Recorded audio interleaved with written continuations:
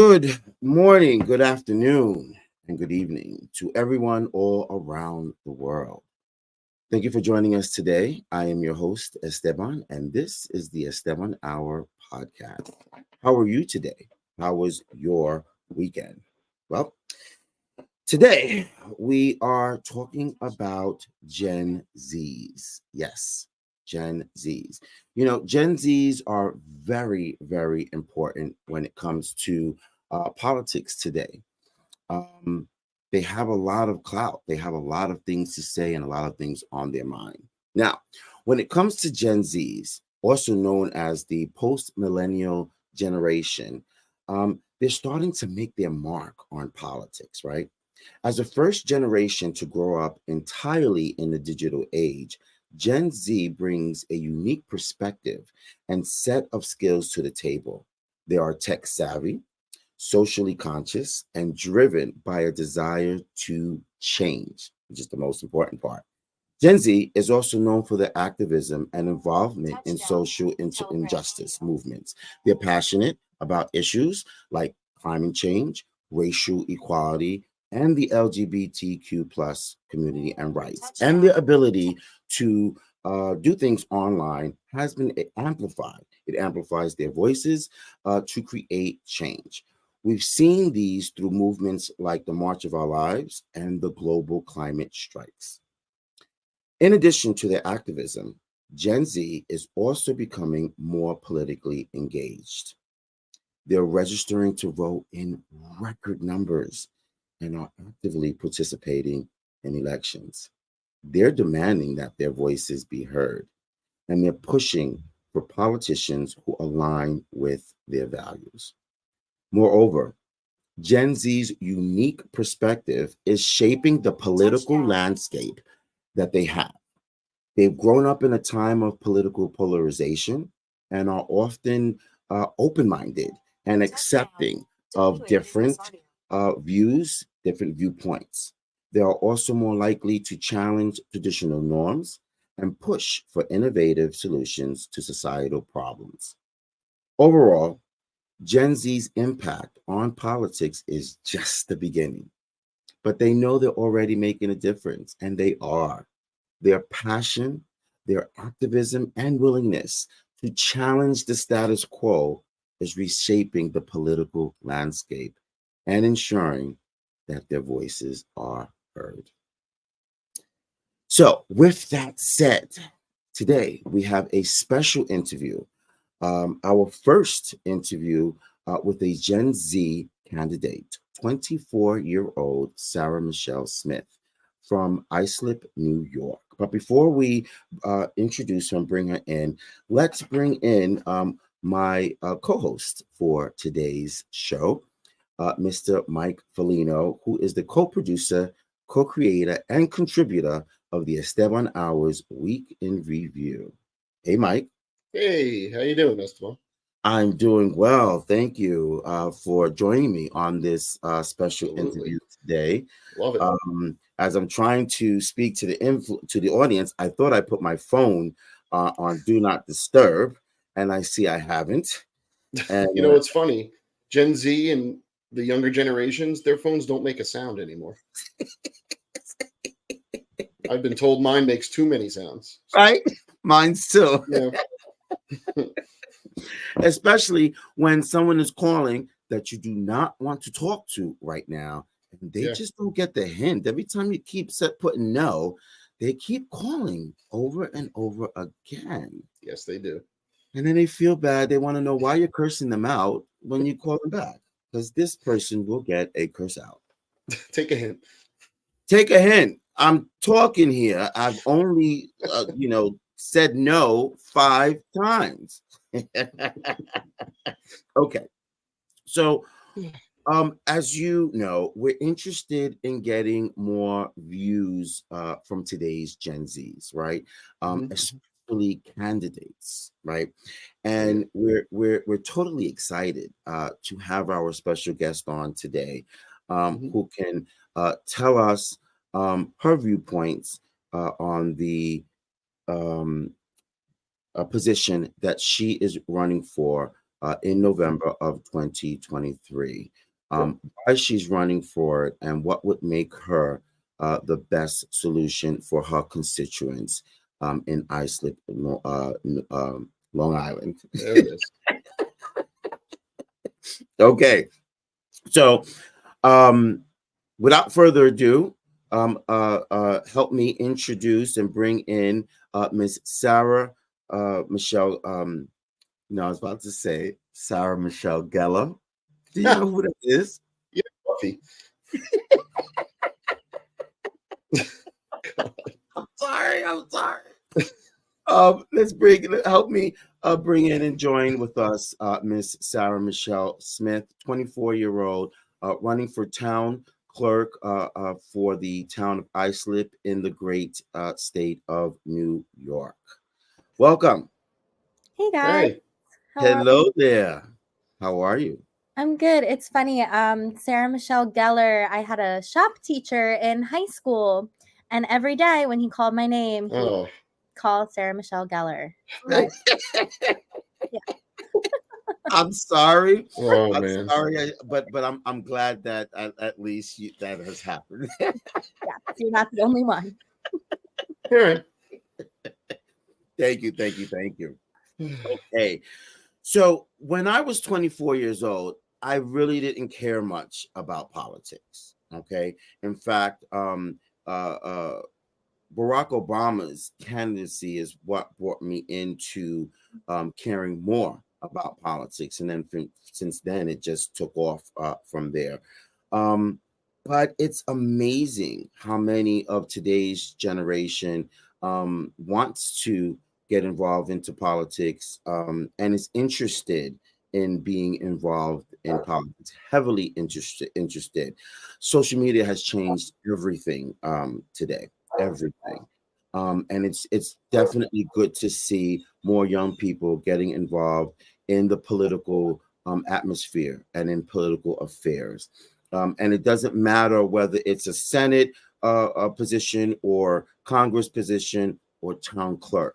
If you've got to be run for something, meaning if you need votes to achieve a specific chair or seat, that's all that matters. They're all the same. And so that's what we're here today. We're here to promote Miss Smith's candidacy for town clerk in the city or town of Islip, New York. And we would like the audience to see what she has to offer. What are her plans and ideas that she plans to do once she gets into office? She will get into office. I'm telling everybody right now, she will get into office. All Go right, vote. Thank you. go vote. Okay, so let's start with the first question to you, Sarah, and that is to please tell everyone a little bit about yourself and what brought you to this point of involving yourself into politics. Yeah, absolutely. Thank you so much for having me. I am a licensed master social worker. I've been working in the field for about 7 years. Um, and I'm pretty involved in my local community. Raising my sister really kind of made me familiar with different like local groups, and I kind of branched out from there. And working as a social worker, I kind of served a lot of folks in my community in that capacity. So I was seeing a lot of the different struggles and the different things that mattered to my neighbors and my community members. And I realized how much policy really affects people's day-to-day lives, whether people realize that or not. It's the truth. And so that's really what made me passionate about looking at local policy, local government, and seeing where I can bring my social work expertise, my social work connections, and kind of make that have a broader impact. And I was actually asked to run for this position because of my social work background, because of the different issues that I help people kind of work through, and resources I connect people with, because the position really does focus on connecting people to resources, making sure they have their information, and that it's safe. And those are all kind of things that I was doing in a different capacity already. So it just seems like a good fit.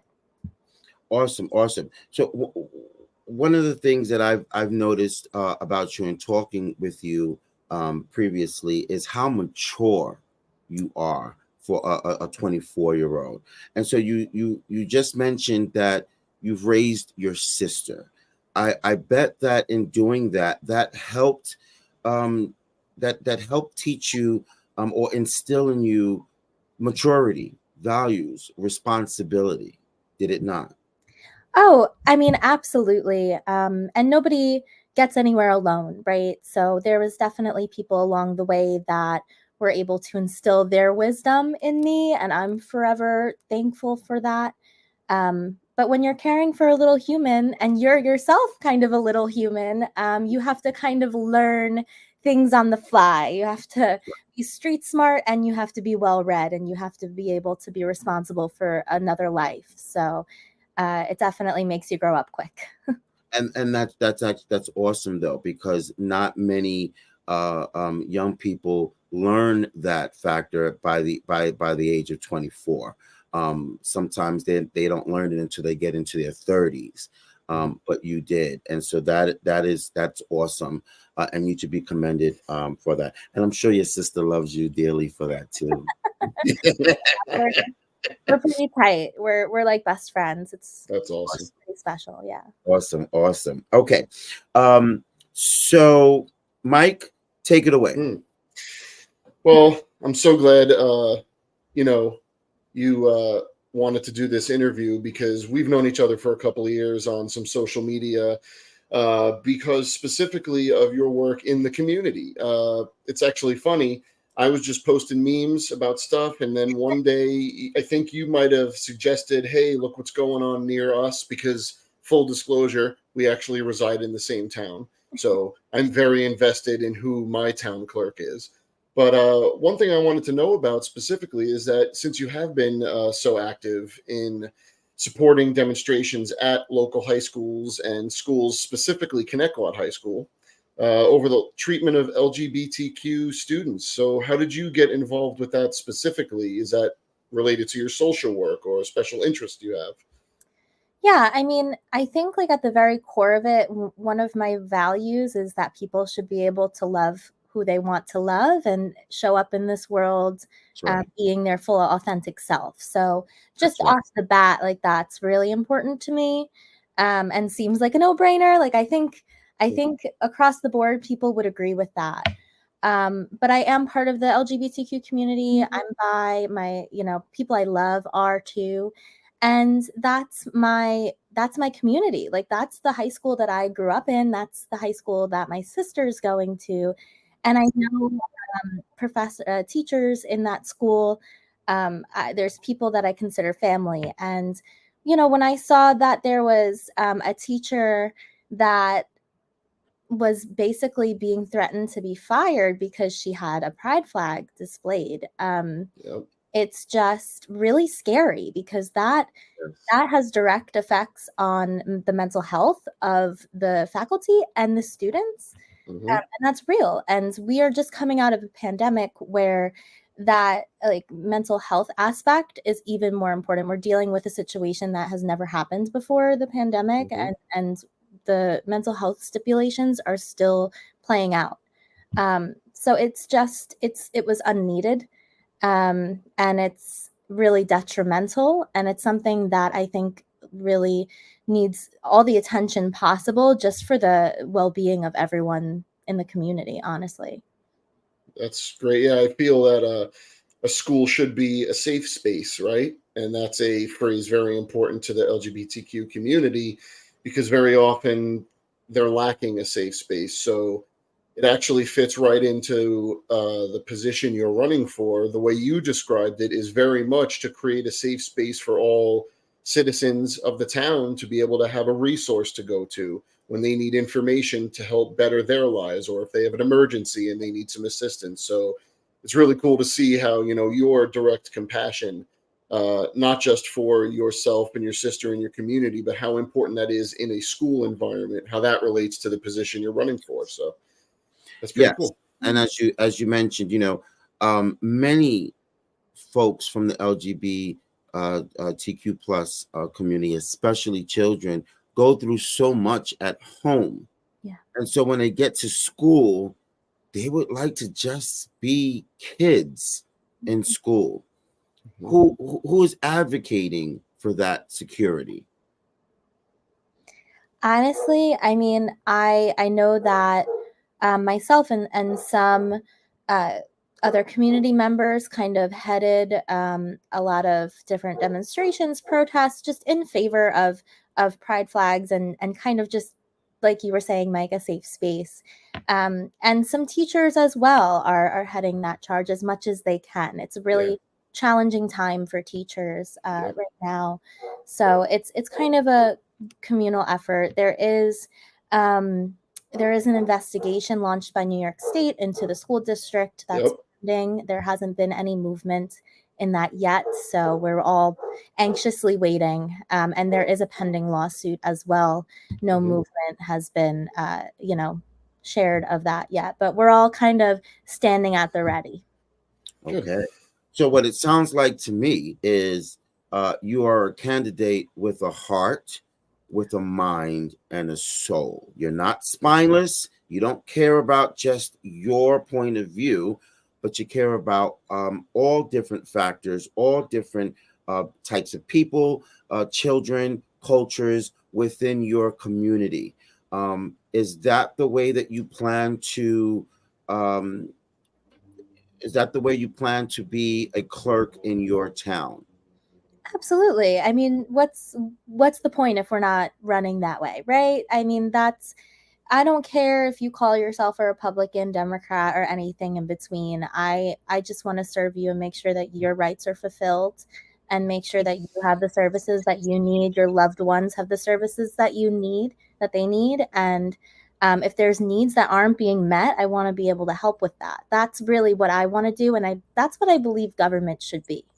And do you think, not do you think, but would you lie, steal, and cheat once you're elected into office? I don't plan on it. I don't know. I definitely would not. I don't see a purpose for that. Thankfully, right now, like I've worked my whole life to support myself and my family. I've always worked multiple jobs. And right now, I think we're all in a good groove with that. I don't think that there's a reason for me to be going into any nefarious actions. I have everything I need. I chose to be a social worker to serve people, and that's why I'm choosing to pursue public office as well. So let me elaborate just a little bit more on that question. Thank you for your answer, by the way. More of what I'm trying to get at is that as the town clerk, as you mentioned, you are responsible for certificates, birth certificates, death certificates, marriage certificates, and so on. Records. Now, but would you, if a Republican wants to come in and it's a hateful Republican or a MAGA supporter, let's say for example, that needed a death certificate, would you lie to them and tell them that there's a problem with the system and you aren't able to do that? Or would you gaslight your way through it, or would you serve that Republican because that is your job to do? It does not matter whether they're Republican or not. That's what I'm trying to get. No, of course. I mean, like I said, you can be Republican, conservative, Democrat. I'm going to serve you the same way. Because at the end of the day, we're all just people. And even if people come in ranting and raving and you might not even like me, and that's okay. You don't have to like me. Trust and believe, as a social worker, I have had plenty of clients that were not, my biggest fan. And it's really just about making sure that everybody gets what they need and has the same, gets the same service at the end of the day. That's what it's about. Excellent. She doesn't sound like one of those thin-skinned, lazy Gen Z people I'm always hearing about. I don't know if you feel that way, Esteban, but something's Not at all. wrong in the messaging that I'm getting. No, not at all. She does not come out that way at all to me. And I know that she is not coming out that way to the audience as well. And those are the type of candidates and people in office that we need. We need more Gen Zs, and we need more Gen Zs that are willing to do their job that they're elected to do, not go by party affiliation, not kissing anyone's behind, but to just do their job, period. Especially if they were elected by their town's constituents, and that's what we're trying to bring out here. The Esteban Hour only endorses candidates and folks that are willing to serve their entire community at 100%. Okay, not at 50%. Okay, those are the type of candidates that we endorse, that we like, and we would love to see in office. The political atmosphere right now, the divisiveness of those that are only willing to do things for their own party is overwhelming and ridiculous. We know which party it is happening mostly on, but we can't say it's not happening on the Democratic side either. So to hear fresh blood to say they would not do that is refreshing. Thank you. Okay. And I do want to just say one thing. Yes. When there are people that are ranting and raving, and they're coming in and they're in such a state of anger and frustration, and maybe saying things that are a little out there, a lot of times that comes from a place of hurt, right? Yes. That comes from a place that True. there's something wrong, that there's been something that happened in their lives that was really painful, and whether or not they've come to terms with that. But I think, like, for me, that's how I try to have compassion for those people. And some days are better than others, but that's one way that, I can see myself being able to, just serve everyone in the same manner. All right. Go ahead, Mike. So I guess everyone would want to know what their candidates think about national politics, what's going on in the world. But I know you're very focused right now, especially because we're getting close to the election, on local politics. So how much impact do you think, or do you believe, local politics and elected offices have on the future of America? And do you think the power that we're looking for to change things for the better comes in local office or the national office? That's an excellent question. I think it's so important to look at your local elected offices. It's a lot of times people look at the state of the presidential elections, and they feel really depressed, and they just it's easy for them to say, it's all the same. There's no hope, and I'm not going to vote. And I would really like to push back on that, because at the local level, there's legislation and ordinances passed every few months.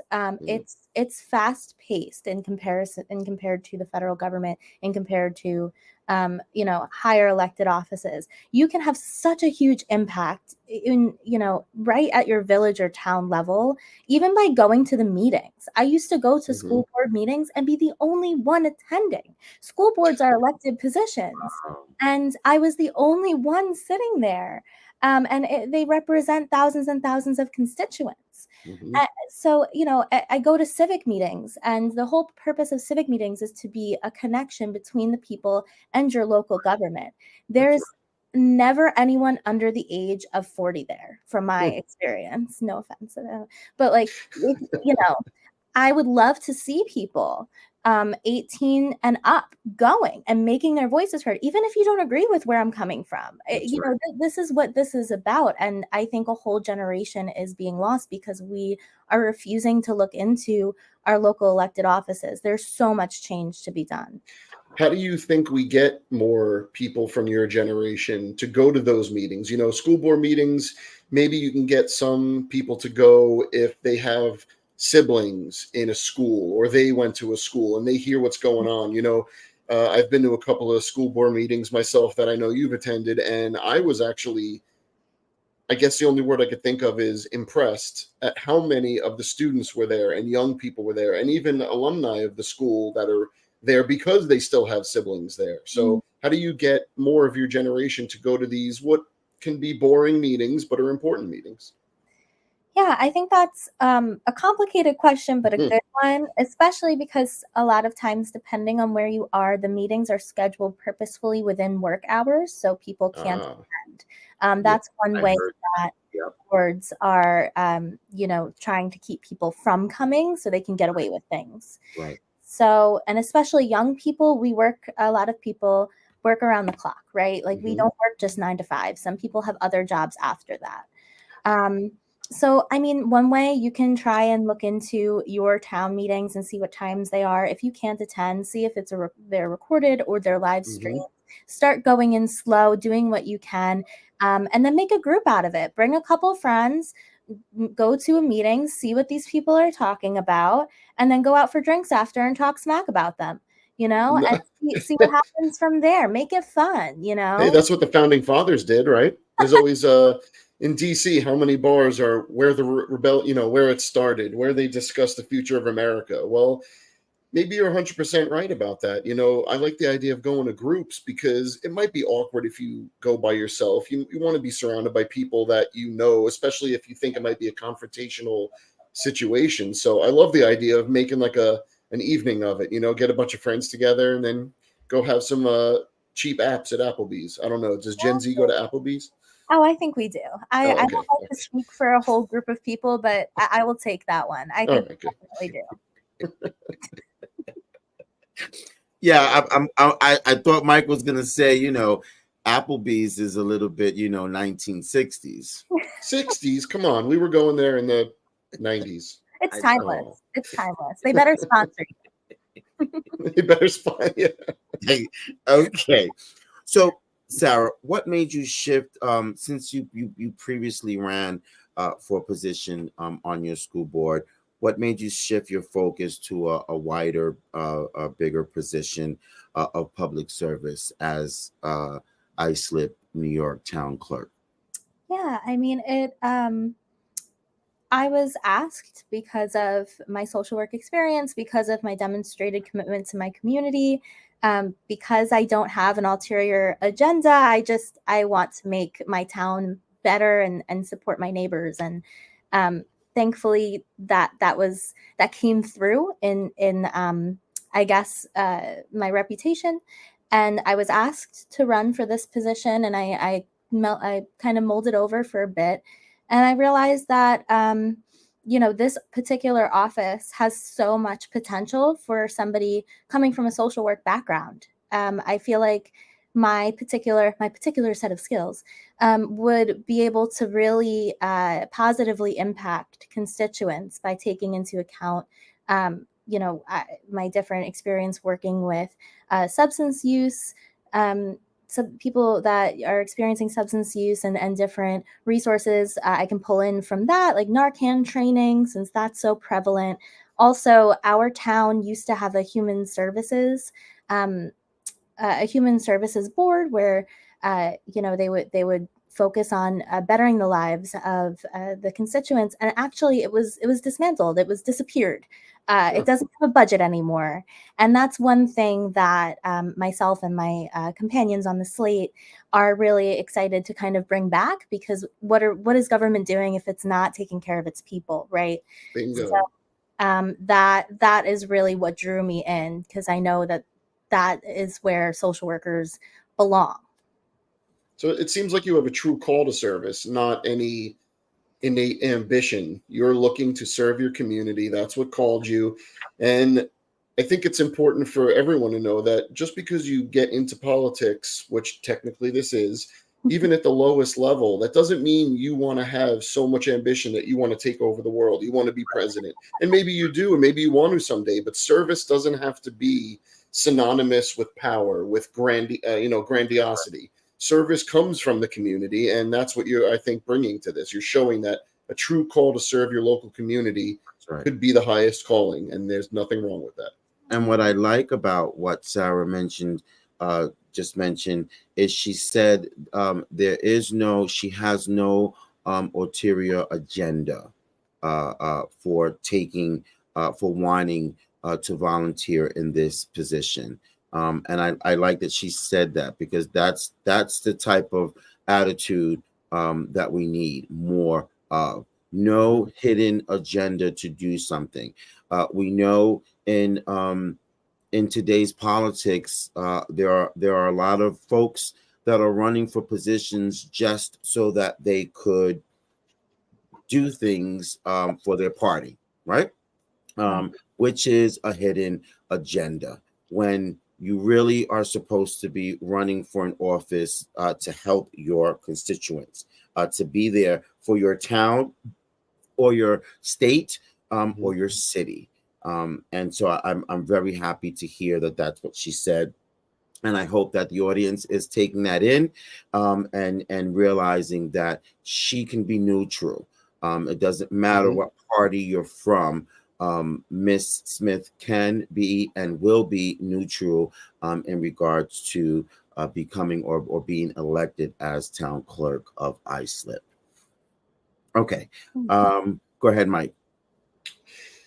Well, we were talking about Gen Z and how important it is to get the younger generations involved and really committed. So, with what's been going on lately on the national level, and there are some things that might have to do with people of a certain age either glitching or being told how to answer things in committee meetings on both sides of the aisle. It's important to note, how do you feel, or if you feel that there needs to be any age restrictions or maybe cognitive tests to go past a certain age? But if we're trying to get the young generations in, when should we stop running for office?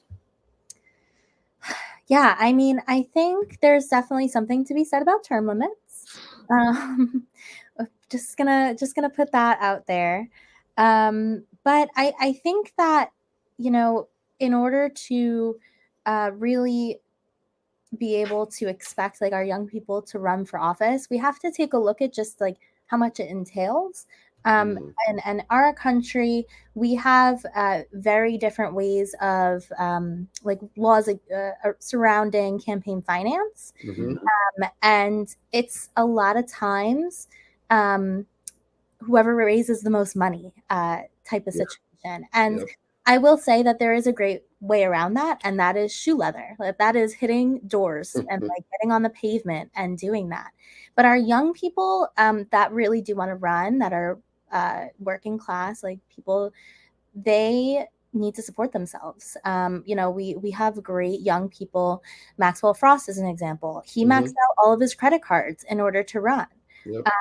And he won, but what if he didn't? So Right. I think it's really important to take a look at the circumstances as well, and really find ways to kind of advocate for fairer elections, and awareness around that, and then say, hey, young people, we want to support you and uplift you. Let's get this running. That's right. And that's why you can use all the help and support that you can get because of what you just said. There's no difference to a 24-year-old's candidacy and a 45-year-old's candidacy, except the fact that perhaps the 45-year-old has more funds, more connections, and more methods to help fund themselves, right? Whereas that 20-year-old may not. What an excellent point. So what are you doing for funding? Yeah, so I am raising, of course, I'm raising money. I'm going to be sending y'all that information as well. Excellent. And we're also working in tandem with some community members that are doing just volunteer work. A lot of this, when people raise money, they, when they're running for office, it's a lot of times it goes right to lawn signs.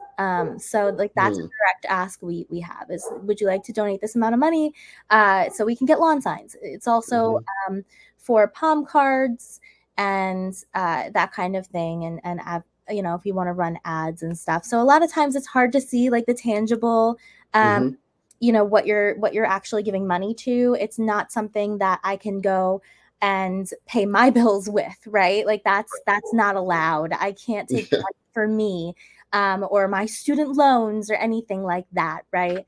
But that's really where the money goes, and it's really word of mouth. We do some small house parties where we'll ask friends, say, hey, could you have me over for like 10 minutes and Oh, cool. have some friends over, maybe like 5 to 25 people, and we'll all sit down, bring some apps, bake some cookies, and y'all can hear why Yeah, I'm doing this. And that's a then good idea. you'll Yeah. move, you can give me $10 and also here's some free lawn signs. So that's really how, we're getting the word out there. We're trying to be scrappy, and we're trying to be fair, because a lot of these folks are living paycheck to paycheck. Yep. And That's right. I really have a hard time expecting them to give me anything, because I get That's awesome. That's absolutely awesome. I think that the one of the main things you just said that just came in that was like boom boom in my head is baking cookies. Listen, food is the way to anyone's heart. That's That's my true. philosophy. A Okay. good dip will get you some votes, let me tell you. Okay, all right. It's just the way it is. Totally. Absolutely. 90% of TikTok is food videos, so there you go. That's true too. That's true too. Okay. Sarah, do you believe national politics is a reflection of local politics or the opposite? I really think that's like a chicken and egg question.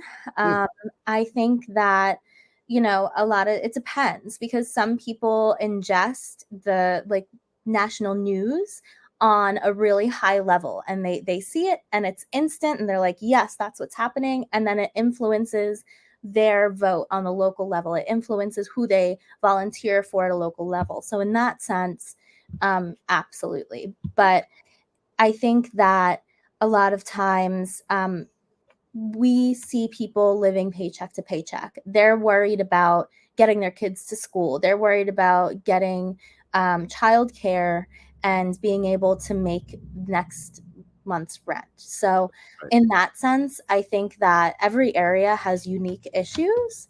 But at the end of the day, everyone just wants their basic needs met. They want their loved ones taken care of. And I think people are really sick of the vitriol, the back and forth, Mhm. no actual conversations that we're seeing at like, debates and a national level. I really think that's turning people off.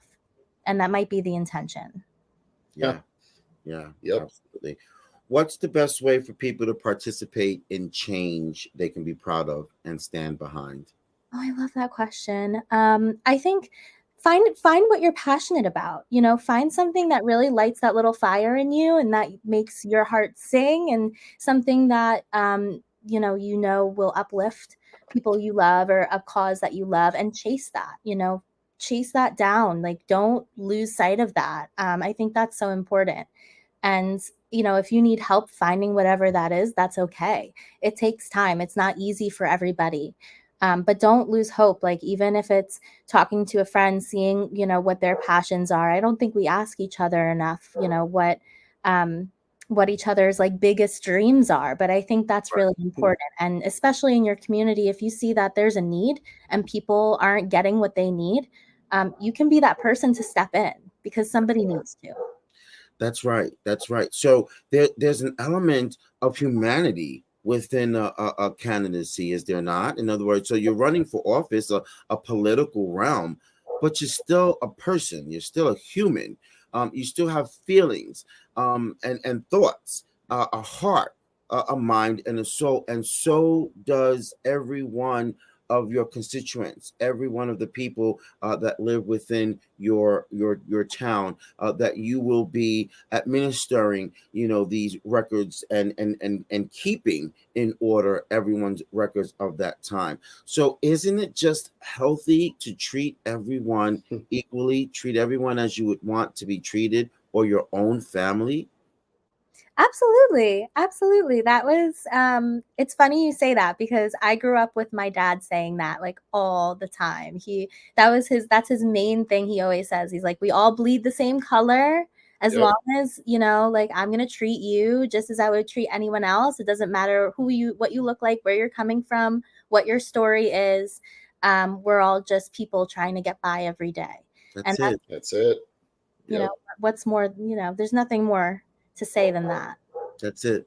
That's all. Now, if only we can get half the country on board with that. It's, it's Well, it seems so simple. Just, I hate to say the golden rule, but it just seems don't so be a jerk. Like, you could believe what you want, but I think what Sarah said about getting caught up at the high level of everything, you forget the humanity that you share. You still got to go to the store with the people, that your neighbors, that you might hate the flag they yes, have. yes. And if you're in the store and you start fighting over that, and you start throwing tomato sauce at each other, like, where's that going to get everyone? Right. So you could interact as humans on some fundamental level. Let's build on that, right? But That's right. That's right. That's right. Okay. All right. So let's take it. Let's move the conversation a little bit into generality of just what's on your mind and what kind of a person, so the audience can feel a little bit more on a normal basis, or somewhat personal basis of who you are, Sarah. The first thing I want to, well, no, I'll let Mike ask the first question. Go ahead. all right, let's go with one that I'm interested in, particularly. It might not be the one you think I might ask, but I'm going to go in a different direction. If you could have a conversation with someone you admire but have never met, who would it be? Oh, that's a good question. There's just so many people that it could be. Alive or dead? Doesn't matter. Dead. I think Kataji Brown Jackson, honestly. Nice. Just because she really got like a hard reception, and she handled that masterfully. There's not many people that could have really like stayed true to themselves in that kind of way. And Hell yeah. her record speaks for herself. Yeah, she's awesome. Bet she bossed those people around. Like, no, you're done. You're not asking me that. That's stupid. Right. That's right. Stuck to her guns, like did not for a second sweat, like Yep. truly admirable. Nice. Nice. That was an awesome response to that question. Okay. What is your best, what is the movie that you like the best, your best movie? That's a really hard question, because I really didn't, and I don't watch many movies. I work a lot, so I'm not very current with movies. It could be a movie from your childhood. Yeah, I think probably, honestly, me and my sister grew up watching like Mary Poppins. Like if she was having a bad day, I would put Mary Poppins on. I'd be like, "Go girl, I'm gonna make brownies." Like you watch that. All right. Love that movie. Yeah. That's a good one.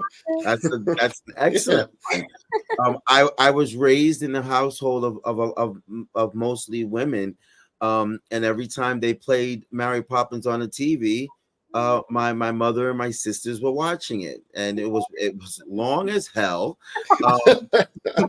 but I've seen it so many times that I could sing the songs just out of nowhere, and I love that movie. Great movie. Great movie. That's classic. Okay. Actually, I noticed here that Mike had the question of what was your favorite and least, what was your favorite and least favorite movie. But I think we're good with Mary Poppins. Okay. That tops it. Hot seat. Okay. Next question, Mike. What do you do, since you're always working and now you're running for office and you're always trying to help people volunteer? What do you do to bring yourself back down and center yourself at the end of the day? I have found that boxing really helps me. I tend to take really early. Really? Yes. And it's been so centering for me, so stress relieving, and honestly amazing for my mental and physical health. Like I can't recommend it enough. Just absolutely. America, she's a boxer. Yeah. Do you picture the people that frustrate you throughout the day on the heavy Right. bag? Come on. Right. I just focus on the moves. I'm like, okay, Yes, that's what we it. do. Good form. Good form. That's all that Right, matters. exactly. Yes. It's all about the form. Yes, yes, yes. Right. Boxing is an excellent form of exercise and Yeah. also mental relief. An excellent form to that. So kudos to that. Wow. Beautiful, beautiful. Okay. What's your favorite song? Oh my gosh. So I love music. I am constantly listening to music all the time. So I think it's really unfair for me to say like one song because Okay. I love all songs, but I tend to always try, like I always listen to Adele at least once a day. I love her. And I All My Life, Lil Durk, I listen to that also quite frequently. So yeah. What was the second thing you just said? All My Life. Do you All know My that? Life. Yeah. Is that from Jodeci? I think Lil Durk sings it. No jerk. Okay. Yeah. Yeah. You got to excuse me. My error is. Now we're doing the generational age gap thing because I'm lost too, but that's cool. That's okay. That's okay. I can go on and on. I can just keep going. I'll send my Spotify list and everything. All That's right. not a bad idea. And we love Adele. The Esteban Hour is a fan of Adele. Definitely. Hello. No, he was almost my person that I would inspirational person I Oh, would yeah. do, but yeah, That'd be a good one. right up there. I have a cousin who is in love with Adele. She loves Adele, and every time Adele comes to New York, she goes. She tries to go and Nice. get tickets for her. Adele is an awesome artist, definitely. Okay. What are your hobbies? I was going to ask that. That's a good one. That's good. I mean, I box. I do that. That's also a hobby. I'm currently also in law school, so forgive me. A lot of my time is now studying, if you want to call that a hobby. Yes. It can be. Learning is a Yes. hobby. Yes. And I walk my dog a lot and I take him to different things. Also, I tend to, my sister, if you can call this a hobby, is really into theater. She wants to be on Nice. Broadway. So I Awesome. tend to scout out different plays for her to audition for and help her like practice and give her like, you know, critiques, not like critiques in a bad way, but like she'll sing something from you, like, tell me what you think, like, what should I change? So that's kind of, something we do. I love that. You got to get your sister on the show. She's got to come on and sing something for us or act out something for us. I would love that. She's a great singer, like truly. She is operatically trained, and she got into like That's awesome. opera. Yeah, that she couldn't do because she's 15. But Yeah. Nice. That's awesome. Nice. Okay. All right. Turning it to a little bit towards the national political realm, and starting here at home in New York, George Santos. Should he resign from office as part of a plea, or do you think he's going to trial? I mean, he should. Like, he should go. He should have resigned a long time ago. He should be gone.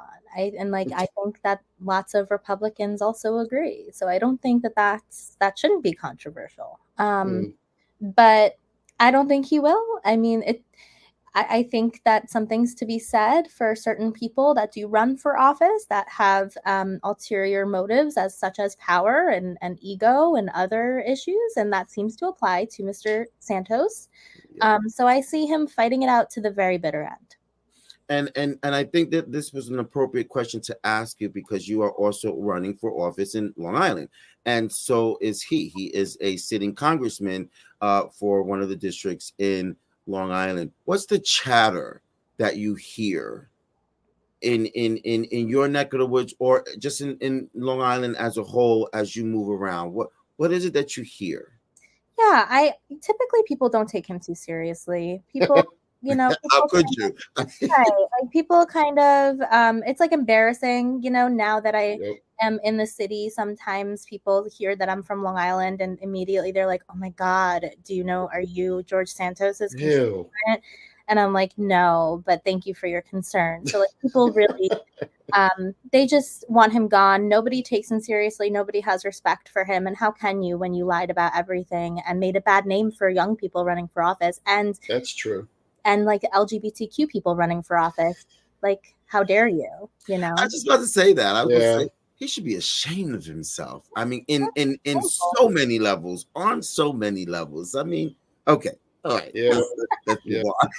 That's another show. That's another one. That's another show. Okay, what is your standing on abortion and women's rights? Yeah, I mean, I think that that's healthcare, right? Abortion is healthcare. Um, that's just what it is. Banning abortion is not going to stop abortions, right? Like people are still Yep. going to be getting abortions. They're just going to be getting unsafe abortions, and more people are going to be dying. And that's just statistically proven. So I think That's right. it's the banning of abortion is an effort to control women's bodies. It's control and oppress people, Yep. especially poor people, because rich white women will be able to get abortions safely, Oh, yeah. and poor people, minorities, will not be. But that's by design. That's part of this whole conglomerate of Yep. fuckery that is banning abortion. So Okay. That's it. Recently, in the headlines, Congresswoman Lauren Boebert from the state of Colorado was caught on camera groping her gentleman friend and vice versa. Um, should America stand for politicians such as this that do not have any morals or values or ethics, especially in the public eye and around children? no, I saw that. It's completely disrespectful. It is absolutely like terrible conduct. Really, for it's inappropriate for anyone, right? Mhm. And then you're on top of that an elected official, and you are representing the U.S. at that point, right? That's our reputation. And that's what people are going to see that people in the U.S. are up to. That's people. That's who people are electing, and it's really embarrassing. And that's something that I would never ever endorse or stand for as somebody in an elected office. Okay, and you just answered my next question that I was going to ask. That when you are elected as town clerk, would you degrade yourself by doing something like that? But you just answered the question. Thank you.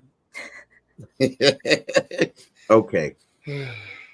We recently experienced, or I should say, watched some wildfires that had total devastation on the island of Maui in the state of Hawaii. What were your feelings about that when you first saw the devastation of the people and the crying and the anger that they had? Yeah, I mean, it was completely heartbreaking, and their emotions are completely valid. I think a lot of their pain, as Long Islanders, we had Superstorm Sandy, and it was not Yep. the same depth of what they're dealing with. But I think it helps us really empathize with them. There was also some billionaires that were trying to Yeah. purchase land after their home was scorched and burnt, and they were trying to purchase land in Hawaii. And I find that incredibly dystopian Yeah. and disgusting and horrifying. And my heart just breaks for them. And I really, I hope that we're, collectively as a nation able to give them support in any way. Okay.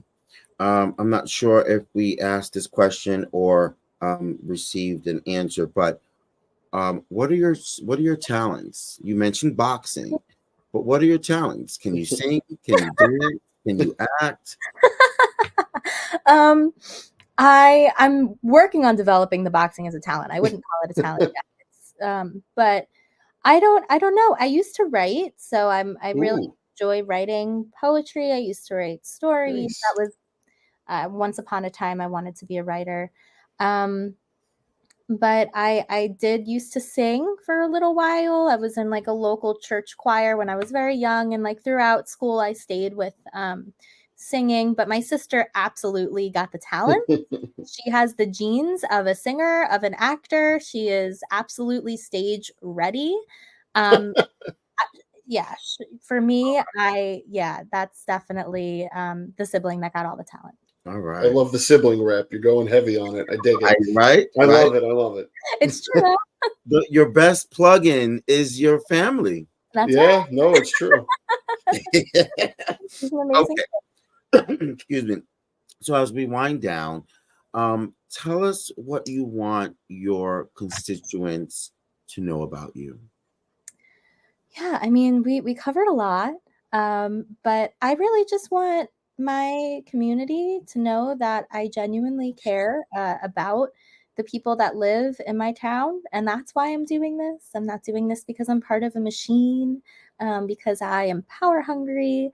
I really just want to make the clerk's office a really compassionate and warm place with real resources, tangible resources that will benefit you and keep your record safe.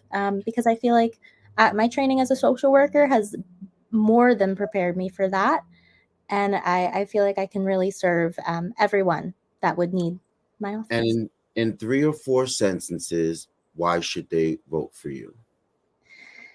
I would in 3 or 4 sentences. Or as many sentences as you want. I mean, I would Why just should they vote for you? because I will serve everyone in the same manner with the same dignity and respect as I would anyone else. And I'm fully capable of serving my community better than my opponents. Excellent, excellent. Miss Sarah Michelle Smith, thank you for coming on with us here at the Esteban Hour podcast and talking with us about your strengths and what you want to see happen as you are elected as town clerk. Sarah Michelle Smith is on Facebook, Instagram, and Threads at Sarah Michelle Smith. You can see that on the banner screen as it's scrolling across. We will get to the audience any funding opportunities or methods that you can by means of supporting Miss Smith, and we will continuously keep in contact and update you, the audience, on Mrs. Smith's progress. What day is election day? November 7th. November 7th. That is the star on the schedule. We're hoping that Miss Smith will come back before November 7th and share with us the progress that she will be undergoing for the next month. You know that you are always welcome back, even once you get into office. Please do not forget about us little people. Never, never. Thank you so much for having me. You are very welcome. Okay, so Sarah Smith is just one of the Gen Zs, or the first Gen Z that we have interviewed and spoken to. We're going to have many more leading up to Election Day and even after. And we are, we are accepting not just Democratic, but, if there are any fair-minded Republican Gen Zs that would like to be interviewed, sure, no problem. We're not biased from anywhere, but just keep in mind, fair-minded. Okay, no conspiracies, no lies, no threats, no violence, no nothing. But we are overwhelmed and pleased that many more young people, regardless on what side, are willing and interested in getting into politics and being part of the political realm and the political family. Again, Sarah Michelle Smith is running for town clerk position, an elected position in the city of Islip of New York. Please go to her platform, social media accounts, read up a little bit more about her.